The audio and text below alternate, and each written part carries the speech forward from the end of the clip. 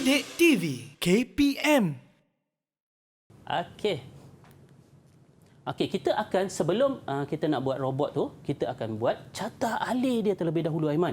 Okey, carta alih untuk robot ni dia jaga air tau. Dia jaga pokok tu.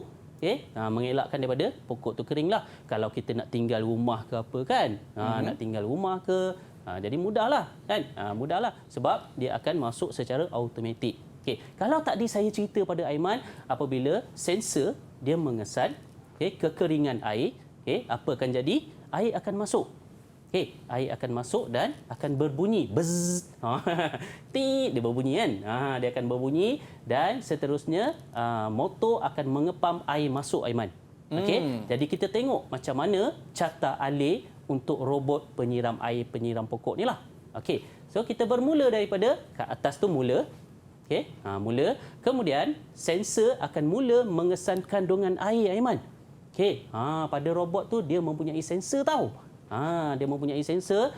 Jadi sensor tu akan mengesan sama ada air ada ataupun tidak. Bila ada air, kalau ada air tak ada masalah lah, bermakna tanah tu lembap. Bermakna tanah tu lembap, jadi papan LED akan menunjukkan ikon right lah. Dia setujulah kan? Air dah ada, tak ada masalah kan? Jadi masalah berlaku apabila tiada air, Aiman. Kalau Aiman baca kat sini kan, apa yang berlaku apabila tiada air, Aiman? Bila tiada air, cikgu, papan LED menunjukkan ikon X dan pembas berbunyi dan juga motor pam dihidupkan, cikgu. Jadi Aiman rasa itu isyarat untuk apa tu agak-agaknya? Ni isyarat air nak dikeluarkan ni.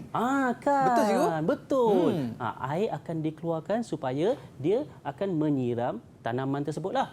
Dia akan menyiram ke dalam pasu tu akan basah balik. Pokok kalau tak ada air boleh hidup ke, Aiman? Tak boleh, cikgu. Kan? Pokok akan mati. Ya, dan jangan pula Aiman lupa pokok ni kita kena letak kat luar kan. Macam mana dia nak buat makanan kan, fotosintesis kan. Jadi kita kena letak kat luar lah. Tapi air ni kita nak masukkan ke dalam pasu tersebut supaya dia menjadi lembap.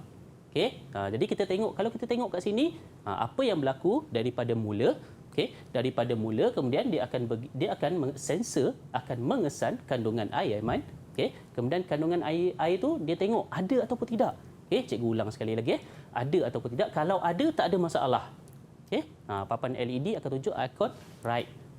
Masalahnya kalau tiada. Kalau tiada, papan LED akan menunjukkan ikon pangkah. Dia menunjukkan tak ada. Dia nak beritahu pada kita, dah kering ni, kena siram. Tapi tak perlu kita siram sebab dia bergerak secara automatik, Aiman. Kemudian bukan itu saja, pembas pun akan berbunyi. Pembas ni speaker lah, Aiman. Speaker yang kecil. Dia akan bunyi tit, memberi isyarat kepada kita lah yang mengatakan bahawa air telah habis, siram saya. Dan kemudian motor pam juga akan dihidupkan lah. Dia akan sedut air masuk ke dalam pokok tersebut. Jadi apa akan jadi apabila dia dah sedut air masuk ke dalam pam, dia akan patah balik ke atas carta alih ni, Aiman. Dia patah balik ke atas, dia akan kesan air tu ada ataupun tak. Kalau dah ada, dia dah cukup dah. Air tu dah cukup dalam pasu tersebut, jadi dia akan turun ke bawah carta alih tu. Papan LED akan menunjukkan ikon right, Aiman. Bila dah menunjukkan ikon right tu, jadi tamatlah kita punya pengaturcaraan. Sekali lagi cikgu minta Aiman ulang. Utamanya di bahagian ya ataupun tidak tu.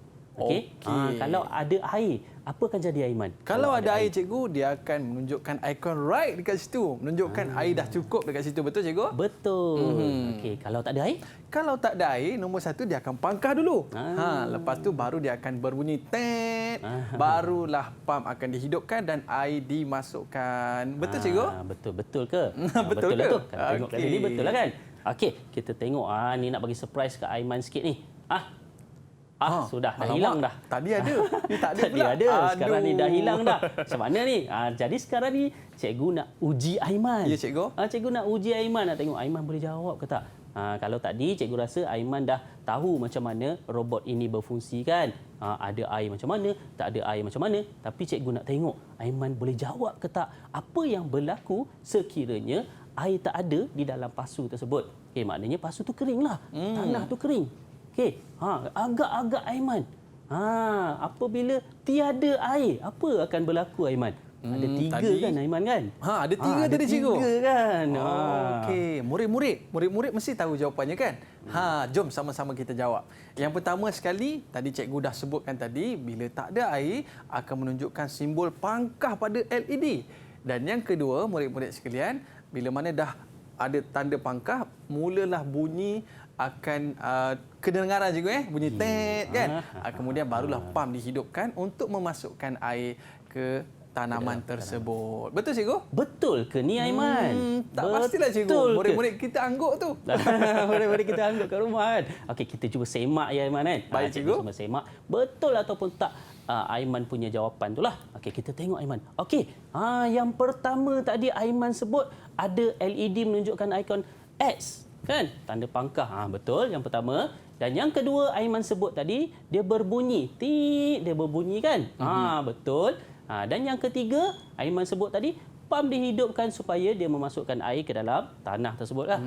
Nampaknya Aiman dapat menjawab soalan yang cikgu berikan dengan tepat. Ini bermakna Aiman telah memahamilah macam mana konsep. Okey, jadi Aiman, cikgu hadiahkan 1 binatang. Binatang ke tu?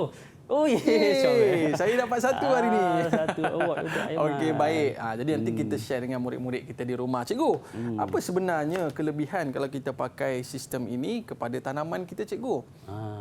Jadi senanglah sebenarnya Aiman. Cuba bayangkan kalau sistem ni tak ada, ayah kita nak ajak kita pergi bercuti kan. Pokok-pokok di rumah ditinggalkan lama kan. Jadi siapa nak siram pokok? Betul, nak cikgu. harapkan hujan. Kan kalau hujan okey, kalau tak hujan mati semua pokok-pokok kesayangan ayah Aiman tu. Kan? Jadi kita memerlukan satu sistem yang automatik. Dia menyiram secara automatik. Okey, tak perlu bersusah payah nak beritahu jiran, pesan jiran kan. Kak boleh tak siram pokok? Saya tak ada 3 hari ni kat rumah kan. Tak payahlah, ini semua automatik. Dia kering je, masuk air. Terus masuk air. Dan adakah projek ini nanti, cikgu, kami dengan murid-murid dekat rumah sana akan buat projek ini di sekolah nanti, cikgu? Okey, untuk Aiman punya projek, Aiman punya projek, Aiman punya idea sendirilah.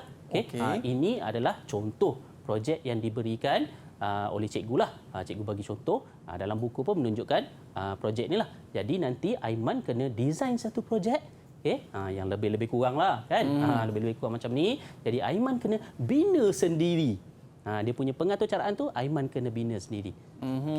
Jadi secara rumusannya cikgu nampak Aiman dah faham dah macam mana carta alih dibina untuk nak kaitkan dengan Aiman punya projek nantilah. Okey, cikgu. Cikgu nampak kat situ. Aiman dah boleh dah. Jadi cikgu, maknanya untuk pertama sekali kita kena buat lakaran terlebih dahulu. Betul. Dan yang kedua kita kena buat carta alih, cikgu. Betul. Barulah kita boleh mulakan kita punya projek. Ya, betul. Cikgu? Tepat sekali. Okey, baik. Aiman. Jadi saya pun tak sabar dah. Didik TV KPM